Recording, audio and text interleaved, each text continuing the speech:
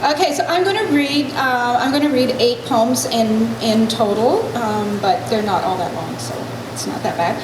And 4 of them will be from a collection that I've worked on for a long time on Hitchcock, and 4 of them are newer poems. The first poem, the first Hitchcock poem, is actually the first poem that I wrote, and I must have been close to. You can't hear me? Speak a little closer to the mic. Okay. Is that better? Yeah. Oh, okay. Yeah, I can hear the difference. Yeah. Thanks, Scott. Okay. So this is the first poem that I wrote that was in the series, in the Hitchcock series, and I wrote it probably about more than a decade ago when I was watching Vertigo one night. And that scene in particular where Scotty is driving Midge back and they're talking in the car and you can see Golden Gate through the window in the back. So I wrote this poem that night, although of course it has changed a million times. But anyway, watching Vertigo, I understand that evening out the rear view window of the DeSoto, the bridge distant over his shoulder. I understand the silence as he followed her into cemeteries, alleyways, bars, where ice jingled in tall glasses. Stars would sound like that, if stars sounded. The crystal ice of her voice, the isolated point of sound of her heel on concrete, the echo past the guards and priests, reverberating out to a fateful San Francisco sky. I know what it means, the fabric of his longing, the unfurling of waves pulling him out like the moon pulled him free of his wrong yearnings, past the crags, the embattled shoreline, into an eternity of blue and loss. And the second one I'm going to read is Psycho. I think probably most of you know that movie, if none other. Psycho, the silk slip, your idea of sin hitch, your idea of redemption, her death in a hotel off the main highway, a 1950 rain falling, the breeze moving into that sad room, the curtain, a wave of time. Women wore high heels then, my mother, for example. I remember them kicked beneath the Chesterfield when she'd returned from work. Her death was not a mystery. It was sordid and prolonged and more terrifying than that dithering murderer at the window, looking down through the night at the rain and used car and her blonde, stupid head.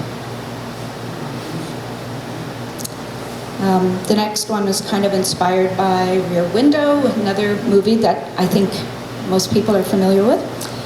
The next morning, when he woke, something was different. The air thinner, the courtyard closed in. The window was an eye that would not shut. It fed him the world in screams.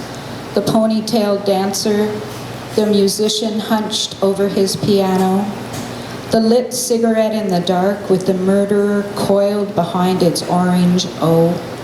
Nothing would ever again be as interesting to him. Not even his final plummet into the garden with the stone path rushing up to meet him, and then those faces crowding down like petals in a giant flower. After the crack of bone hit cement, a new fierce fact hitting the heart. And the last Hitchcock poem that I'll read it's called Drive-In 1969, and it does, a movie that I'm referencing is The Birds, but it's really about being 17 and seeing the birds at the drive-in. Drive-In 1969. Watching the movie so many years later, this is what I think. One night in the summer of my 17th year, at a drive-in with Margot and Darlene and Jimmy, the air becoming thick silk, cool on my bare arms as the sun went down, and we were sitting in Jimmy's car, our feet on the dashboard, on the chair backs, and this movie played on the screen.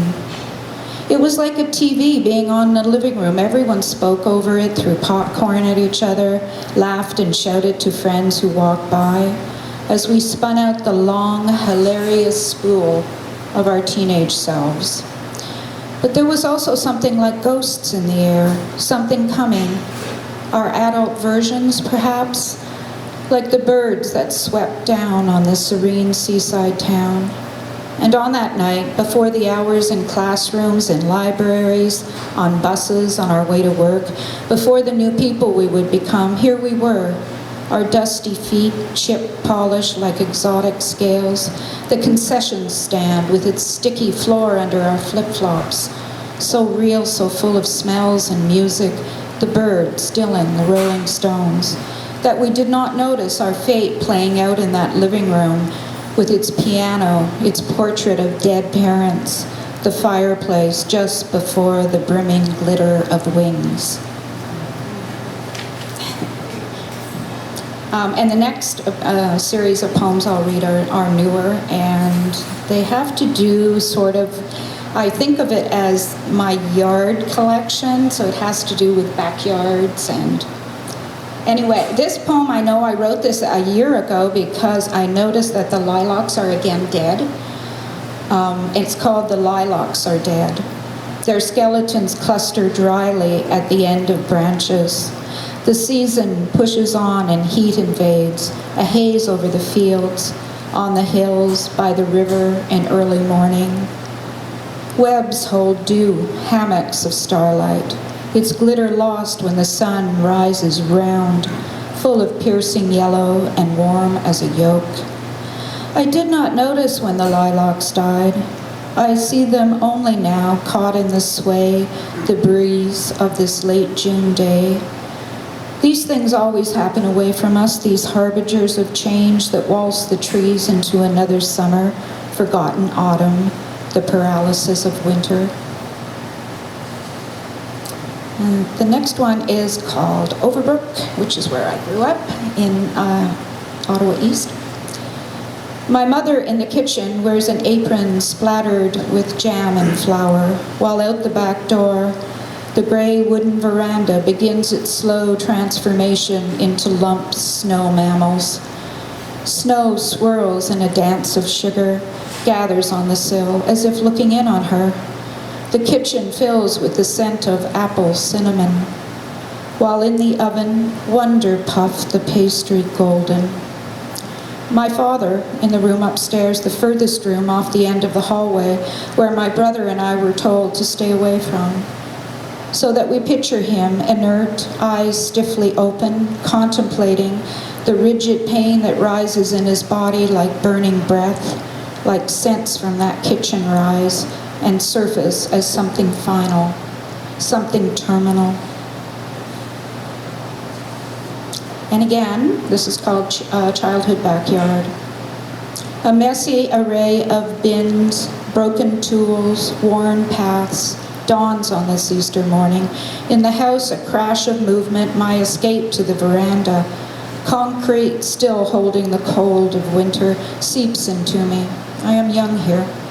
Boys race through the high weeds, ignore my simmering silence. The girlness of me on the steps, stupid they think as I watch and calculate. I ignore the mother's yell. The yard is battered, old, used, a square of forgotten. When she finds me rushed, harried, she threatens you and your brother and snaps the Easter hat's elastic under my chin, a pinch pain that holds me in. And the last poem I'm going to read is the poem that you mentioned, Ben, which won the Brebner Award. It's called Our World. And this is the same world that I was talking about, those backyards. It's just a little bit later. This is a kind of teenage version. That was our world. Red brick, black pipe railings.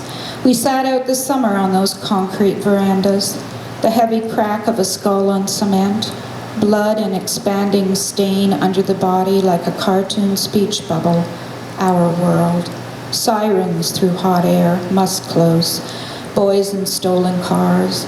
The glare of bald want shining through them, stupid instinct running through the bushes, the animal pant of release, with nothing but their past of cruel rooms and voices fire-cracking in their sad minds. Our world, unloved men, sitting before televisions, dragged to porches on humid nights. Fathers in dirty-ribbed undershirts belching over Jackie Gleason, "To the moon, Alice, to the moon." This the world we leave behind, yards stunned by jittered heat, afternoon cold sugar on wooden sticks, barefooted, cut-off jeans, chains in oil-stained hands, swing at fear, at the murdered sky. And that's it.